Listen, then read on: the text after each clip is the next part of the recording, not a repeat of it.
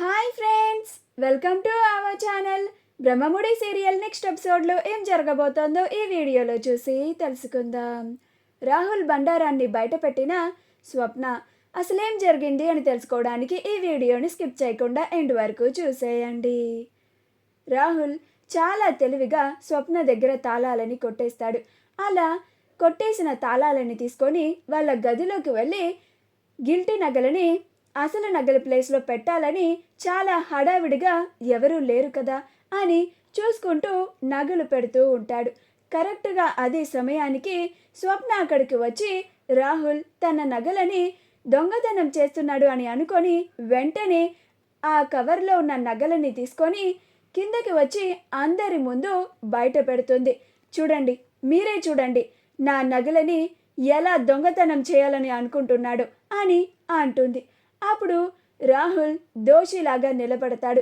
ఒక్క మాట కూడా మాట్లాడకుండా ఉంటాడు. అప్పుడు రుద్రాని, ఏం మాట్లాడుతున్నావే, నా కొడుకు నీ నగలు దొంగతనం చేయడం ఏంటి, అంత కర్మేం పట్టలేదు వాడికి అని అంటుంది. అప్పుడు స్వప్న, చెప్పు రాహుల్, మీ అమ్మ నిన్ను ఇప్పటికీ సపోర్ట్ చేసుకుంటూనే వస్తుంది.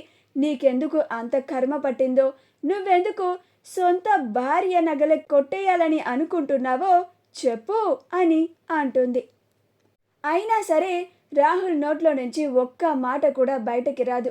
అప్పుడు ప్రకాశం, ఏరా చెప్పరా, నీ భార్య చెప్పేది నిజమేనా అని నిలదీస్తూ ఉంటారు.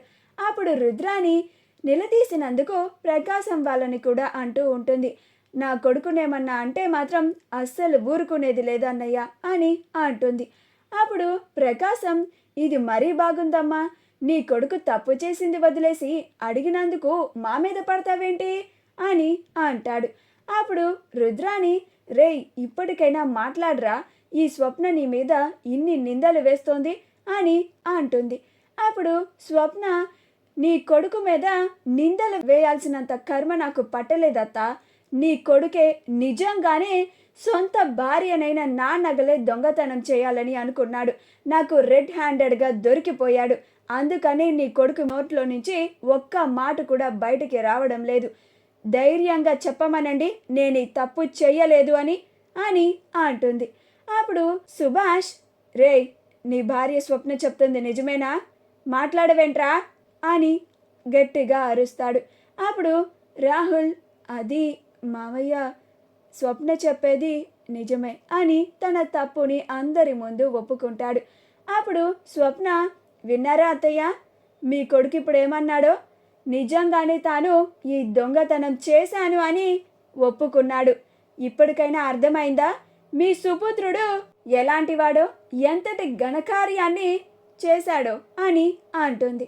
అప్పుడు రుద్రాని అవమానంతో తల దించుకొని తల పక్కకి తిప్పుకుంటూ ఉంటుంది. అప్పుడు అపర్ణ ఇందిరాదేవితో, అత్తయ్య, ఇలాంటి సమయంలో మనం రుద్రాణిని బాధ పెడితే ఆ రుద్రాణి అది మనసులో పెట్టుకొని రాజ్ కావ్యలి పెళ్ళికి అడ్డుపడే అవకాశం ఉంది అత్తయ్య. రుద్రాణిని మనం ఈ సమయంలో బాధ పెట్టకూడదు. ఈ గొడవ చూసే కొద్దీ పెద్దదైపోయేలాగుంది అని అంటుంది. అప్పుడు ఇందిరాదేవి, నేను మాట్లాడతాను కదా, నువ్వు ఉండు అపర్ణ అని అంటుంది. అప్పుడు స్వప్న, ఇన్నాళ్ళు నీ కొడుకు ఎన్ని తప్పులు చేసినా కానీ నేను చూస్తూ వచ్చాను అత్తయ్య, మౌనంగా భరిస్తూ వస్తున్నాను.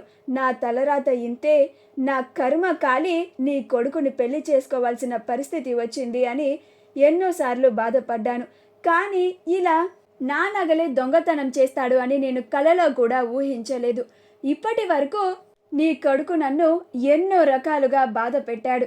అయినా సరే మౌనంగా భరిస్తూ వస్తున్నాను.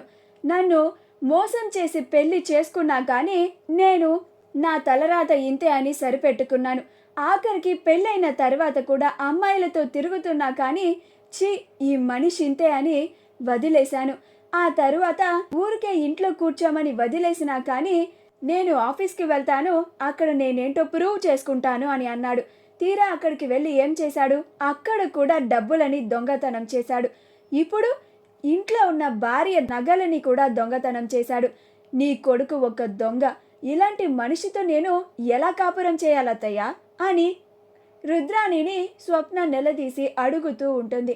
అప్పుడు రుద్రాణి స్వప్న మాటలకి ఒక్క సమాధానం కూడా చెప్పలేకపోతుంది.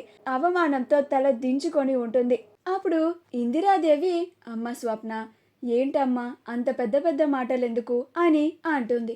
అప్పుడు స్వప్న, ఏంటమ్మమ్మా మీరు కూడా అలా అంటున్నారేంటి?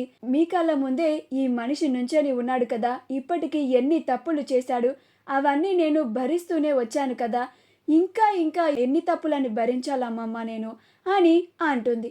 ఇన్ని తప్పులు చేసిన మనిషికి శిక్ష పడాలి కదా అని అంటుంది. అప్పుడు ఇందిరాదేవి, శిక్ష పడాలమ్మా, కానీ ఆ శిక్ష వేయాల్సింది భార్యగా నువ్వే. వాళ్ళకి ఏ శిక్ష వేస్తావో నువ్వే నిర్ణయించు అని అంటుంది. అప్పుడు స్వప్న నా ఈ నగలని దొంగతనం చేసినందుకు అని టీపై మీద పెట్టిన ఆ నగలని చేతిలోకి తీసుకుంటుంది. అప్పుడు ఆ నగలని చూస్తే స్వప్నకి అనుమానం వస్తూ ఉంటుంది. ఇదేంటి బంగారపు నగలు గిల్టు నగల్లాగా అనిపిస్తూ ఉన్నాయి అని చాలా క్షుణ్ణంగా గమనిస్తుంది. అవి సుభాష్కి ఇచ్చి, అంకుల్ ఒకసారి ఈ నగల్ని చూడండి, నాకెందుకు ఇవి గిల్టు నగల్లాగా అనిపిస్తూ ఉన్నాయి అని అంటుంది.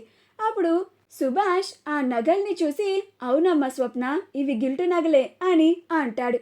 అప్పుడు స్వప్న అది విని ఆశ్చర్యపోయి, ఇవి గిల్టు నగలంటే అసలు నగలు ఏమయ్యాయి రాహుల్? అంటే అసలు నగలు నువ్వు ముందే దొంగతనం చేసేసి నాకు అనుమానం రాకుండా వాటి ప్లేస్లో ఈ గిల్టు నగల్ని రీప్లేస్ చేయాలి అని అనుకుంటున్నావా అని నిలదీసి కాలర్ పట్టుకొని మరి రాహుల్ని అడుగుతూ ఉంటుంది.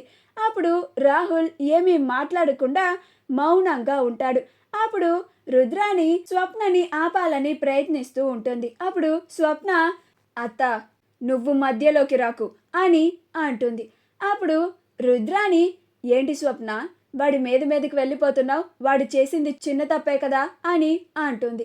అప్పుడు స్వప్న, ఏంటత్తా ఏమన్నావు? నీ కొడుకు చేసింది చిన్న తప్ప? అలా అనడానికి నీకు నోరెలా వస్తుందత్తా? నీ కొడుకు ఎంత పెద్ద తప్పు చేశాడో నీ కళ్ళకి కనిపించడం లేదా?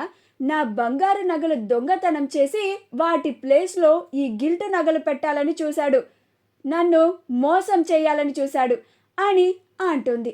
ఇలాంటి మనిషిని నేను వదిలేయాలా? పైగా నువ్వు ఇలాంటి మనిషిని వెనకేసుకొని వస్తున్నావు అని అంటుంది.